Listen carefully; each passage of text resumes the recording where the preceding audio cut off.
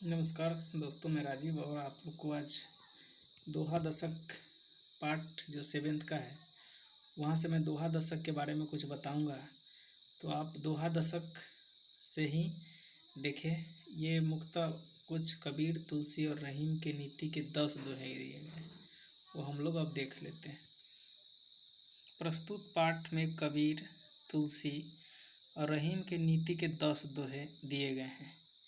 इन शिक्षाप्रद दोहों पर आचरण करने से मानव मायावी झंझटों से मुक्त पा जाता है और खुशहाली उसका जीवन पर्याप्त दामन थामे रहती है। राम भक्ति शाखा के प्रवर्तक तुलसी ने ऐसे स्थान पर जाने से मना किया है जहाँ स्वर्ण तो बरसता हो परंतु सम्मान नहीं मिलता है।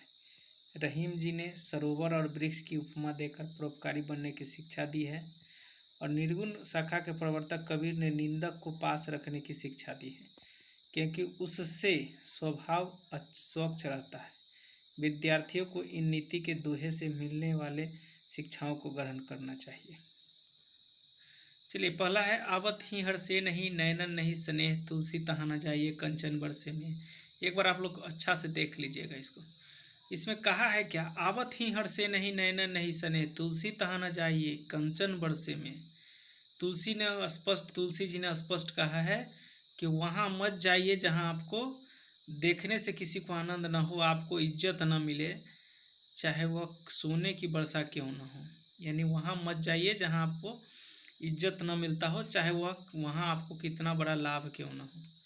दूसरा में कहा अवसर कौड़ी जो चुके बहुरी दिए क्या लाख, दुईजा चंदा देखिए उम्दा कहाँ भरी पाक। यानी एक बार अपने जीवन से अगर आप अवसर को चूक जाते हैं, किसी मौका को चूक जाते हैं, तो लाख दोबारा कोशिश करने पर वह दिन नहीं आएगा। और दूसरे को अच्छा देख करके आप अच्छा नहीं हो सकते हैं। आपको अच्छा है अगर होना है तो अवसर को पहचानिए, समय के मूल्य को पहचानिए, नहीं तो आप कुछ भी नहीं कर पाइएगा और दूसरे को अच्छा देख करके आप अच्छा नहीं हो पाइएगा। अगला में कहा देख लीजिए, तात तीन अति प्रबल खल काम क्रोध अरुलोभ मुनि विज्ञान निधान मन करही निसिम मोह क्षोभ। इसमें कहा है कि हमारे 3 सबसे बड़े दुश्मन हैं, काम क्रोध और लोभ। काम मतलब गलत काम, क्रोध मतलब किसी पर क्रोध करना, और लोभ मतलब लालच। ये 3 हमारा अंदर में बैठा सबसे बड़ा दुश्मन है। इसे छोड़ देना चाहिए। और जो अच्छे प्रवृत्ति के लोग होते हैं वो छोड़ देते हैं और इसका अफसोस नहीं करते हैं। अगला देखिए, कदली सीप भुजंग मुख स्वाति एक गुण 3, जैसी संगत बैठिए तैसा ही फल दीन। इसमें क्या कहा वो देख लीजिए। कहा कि कदली यानी केले का फल, सीप मतलब घोंघा टाइप का होता है, स्नेल, सीप, और भुजंग मतलब होता है सांप। एक स्वाति का बूंद इन तीनों में पड़ जाए तो तीनों का मूल्यवान बढ़ा जाता है। जिस प्रकार केला में पड़ जाए तो कपूर, सीप में तो मोती, और सांप के मुंह में पड़ जाए तो क्या होता है, आप लोग खूब जानते होइएगा।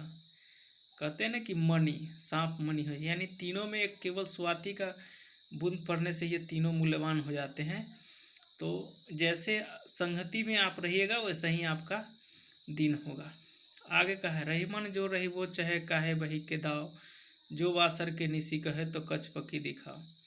रहीम ने स्पष्ट कह दिया है यहाँ कि वैसे लोगों से दाव पेच से रहिए जो आपको दिन को रात और रात को दिन कहते हैं। और इसका तुलना उन्होंने कचबचिए से कर दिया कि किस प्रकार से रात का कुछ पहर बाकी ही रहता है तो वो कचबच करके हमें मूर्ख बना करके कह देता है कि अब दिन होने वाला है। तो ऐसे लोग, छलिया लोगों से आप बच करके रहें और अपने जीवन में छल और कपट के साथ ही जिए।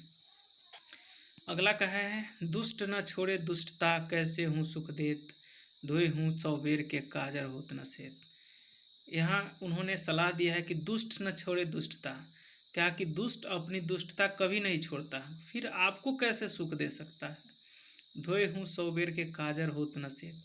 यहाँ दुष्ट की तुलना उन्होंने काजल से किया है। जिस प्रकार आप काजल अगर लगा हुआ हो कहीं तो वहाँ जाइएगा, थोड़ा न थोड़ा काजर आप लोग को लग ही जाता है। ठीक दुष्ट वैसा ही होता है, कितना भी अच्छा व्यवहार करे लेकिन वो दुष्टता नहीं छोड़ेगा, वो आपके साथ कभी न कभी धोखा देगा।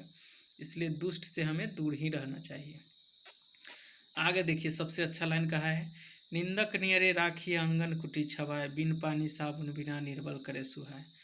कहा क्या है यहाँ कि हमें निंदक को अपने पास रखना चाहिए।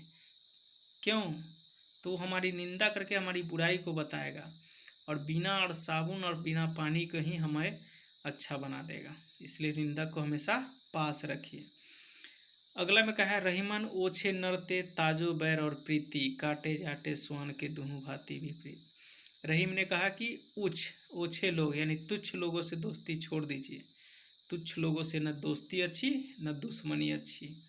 जिस प्रकार से है, स्वान मतलब यहाँ होता है कुत्ता। कुत्ता काट ले या चाट ले, दोनों ही खराबी होता है, ये दोनों ही अच्छा नहीं है।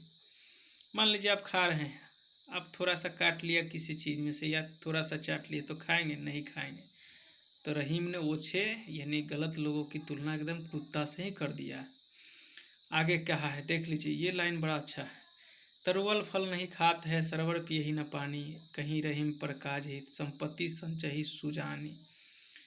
रहीम ने यहाँ बड़ा अच्छा सा बात कहा है कि क्या वृक्ष अपना फल नहीं खाते हैं, नदी या सरोवर अपना पानी नहीं पीती है, जिस प्रकार कहीं रहीम, इसी प्रकार इंसान को अपने लिए नहीं जीना चाहिए, दूसरे के लिए जीना चाहिए, और एक ऐसी संपत्ति संजोग करके रखना चाहिए ताकि आपको नाम ले। जिस प्रकार से महापुरुष लोग दूसरे के लिए देह धारण करते हैं और महान बन जाते, वैसे ही आप भी दूसरे के लिए देह धारण कीजिए, जिस प्रकार से वृक्ष और सरोवर की यहाँ तुलना की गई।